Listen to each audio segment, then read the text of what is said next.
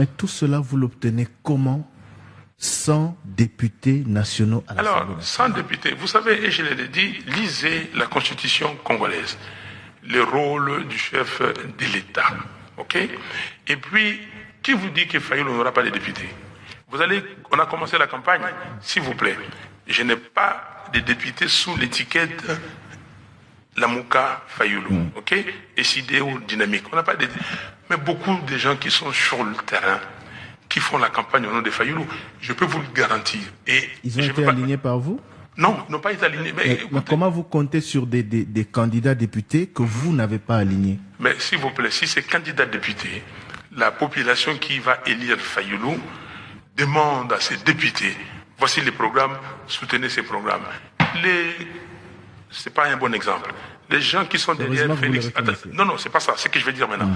Les gens qui sont derrière Félix Tshisekedi aujourd'hui, ils ont été élus sous l'étiquette... Mais vous l'avez condamné? Bien sûr. Vous comptez faire la même chose? Non, mais comme je dis, c'est pas un bon exemple. Moi, je l'ai dit, les députés, pendant la campagne, ceux qui vont faire la campagne au nom des Fayulu.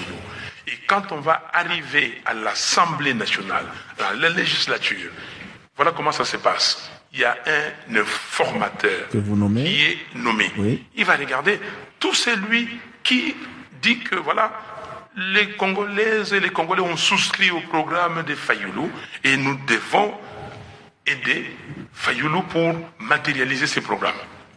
Président Fayulu, aider l'opinion à comprendre.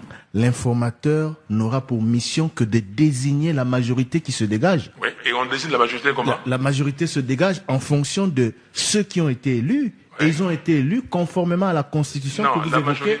S'il vous plaît, Président, vous avez évoqué la Constitution qui dit clairement que l'informateur désigne la majorité. La majorité se dégage sur la base des élus. Ces élus-là l'ont été sur la base des listes, des partis ou des regroupements politiques. Alors comment cette majorité subitement qui a été élue sur la base des partis et regroupements qui ne vous appartiennent pas, qui ne sont pas de votre obédience, vont se retrouver majorité des Fayulu? Mais à l'Assemblée nationale, il y a la majorité et l'opposition. Il n'y a que deux. Oui. Ok? La majorité et l'opposition, ça s'obtient en posant la question à chaque député. Chaque député doit remplir une fiche. Ok? Je suis de la majorité ou je suis de l'opposition. C'est comme ça que ça se passe. Mais les bases sont connues aujourd'hui. Mais les bases sont connues. Il n'y a pas de Sidé, il n'y a pas de Lamouka Fayulu, il n'y a pas de dynamique. Comment vous comptez sur... Donc, pour vous, ces députés-là, députés UDPS, députés Ensemble, députés LGD, va écrire sur l'affiche, je vais soutenir Fayulu, je serai de la majorité de Fayulu. S'il vous plaît, ne limitez pas votre réflexion. Il n'y a pas que les députés UDPS, il n'y a pas que les députés Ensemble. C'est des exemples que j'ai donnés. Oui, mais il y a d'autres. Mais il n'y a pas SID, non, mais il y a 500. Lamouka. S'il vous plaît, il y a 500 députés. Ok, il y a des indépendants, il y a des députés, même dans les grandes démocraties. Mais vous savez, même aux États-Unis, on fait développer, un programme ou une discussion démocrate-républicain. Il y a des députés républicains qui peuvent décider d'aller dans l'autre sens. Mike Pence, d'aller dans l'autre sens ou de voter. De voter, même de voter mais il reste républicain ou démocrate, président. Mais bien sûr. Mais si les députés arrivaient dans la salle, quand je dis les députés, son groupe, parce que ce sont des partis, des groupes. Si son groupe, il y en a plusieurs, ces groupes-là, ils se décident, ils disent que non, nous sommes dans la majorité constituée par le président Fayulu. Où est le problème? Mais le risque, monsieur Fayulu, qui pend aussi, et vous l'avez dit dans le passé, sur la nouvelle majorité construite par le président Tshisekedi, c'est que, à terme, cette nouvelle majorité n'agira pas en fonction des intérêts de Martin Fayulu. Oui. Elle sera avec Martin Fayulu et elle imposera à Martin Fayulu ses désirs aussi à elle. Alors pourquoi aujourd'hui l'électeur qui nous écoute va aller voter pour un président qui aura des députés faisant aujourd'hui campagne pour d'autres candidats que lui? Non, mais il y a beaucoup de députés, vous allez voir, ils ne vont pas faire campagne pour certains présidents. Mais c'est ce que je vous dis, la Constitution n'est pas limitée, la Constitution a prévu tout ça. Si au bout d'un an, vous pensez, vous constatez que les députés n'agissent pas dans l'essence de l'intérêt du peuple. Vous avez les droits de dissoudre l'Assemblée. Et vous le savez. Donc en lisant Martin Fayulu aujourd'hui, un peu dans la même optique qu'en 2018, le peuple prend le risque de perdre une année le temps que Martin Fayulu, président de la République, dissout l'Assemblée. Non, le peuple ne perd rien. Aujourd'hui, je vous ai parlé de l'Assemblée provinciale. Qu'est-ce que l'Assemblée ici a fait? Dites-moi, depuis 2006, les 3 dernières législatures, qu'est-ce que l'Assemblée nationale a fait? Je n'en dis qu'on vient. Attendez, s'il vous plaît, laissez-moi le temps de terminer mes idées. Nous sommes à Kinshasa ici. Depuis 2007, que l'Assemblée provinciale de Kinshasa est là. Qu'est-ce que vous, Kinois, ici, vous avez gagné de cette Assemblée provinciale? Nous allons changer les choses.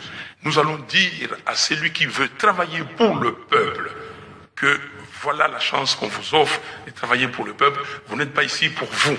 Si c'est le peuple vous a élu, et le peuple a élu un président. On n'a pas élu votre projet.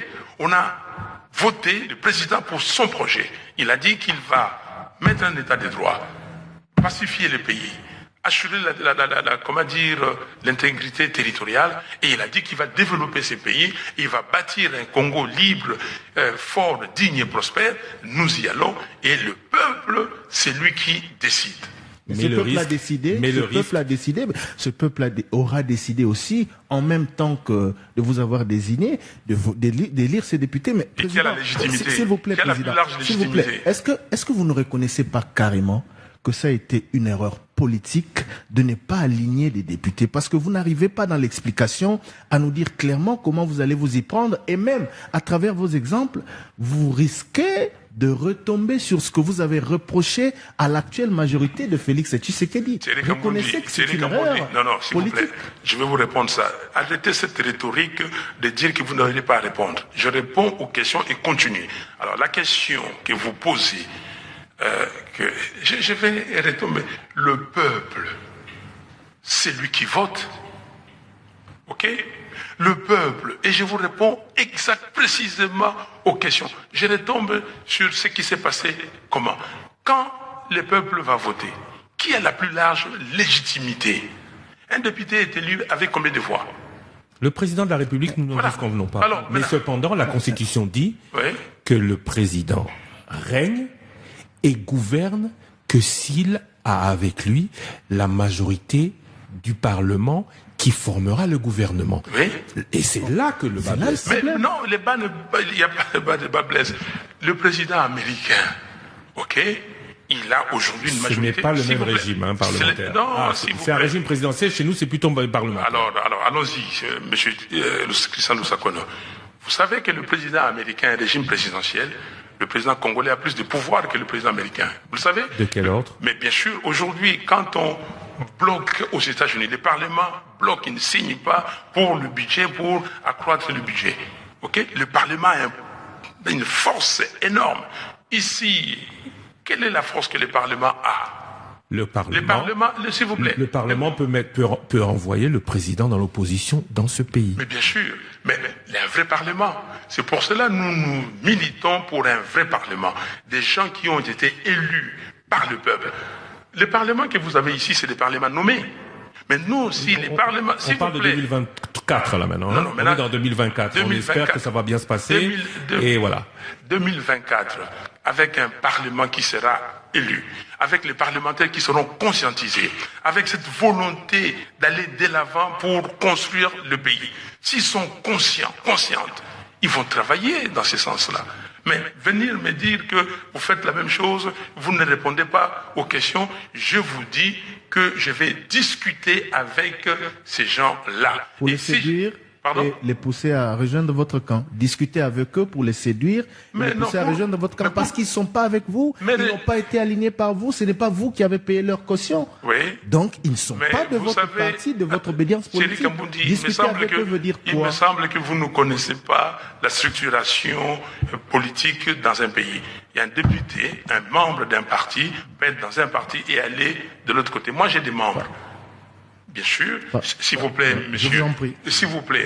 Moi, j'ai des membres qui sont membres de la MOCA, qui aujourd'hui, parce qu'on n'a pas voulu déposer des candidatures, qui ont quitté, qui sont partis ailleurs. Oui, ils vous ont désobéi. Ouais, bien sûr. Ils vous ont désobéi. Ils ont assumé leur choix. Bien sûr. Mais attendez, mais demain, s'il vous plaît, demain, ces membres-là qui vont constater que là, il y a quelque chose pour ces pays, ils vont revenir. Alors, revenez sur cet acte. En démissionnant de là où ils sont partis. Et donc, avec le risque de perdre leur mandat. S'il vous plaît, vidons les questions. Revenons sur cette question. Reconnaissez que c'est une erreur politique. C'est pas une erreur. Si aujourd'hui, les gens parlent de la transparence du processus électoral, c'est grâce à nous. C'est grâce à la MOCA. Aucun candidat, s'il vous plaît, aucun candidat, même vous les journalistes, vous êtes allés au fond des choses pour dire que M. Kadima était en train d'organiser un processus chaotique.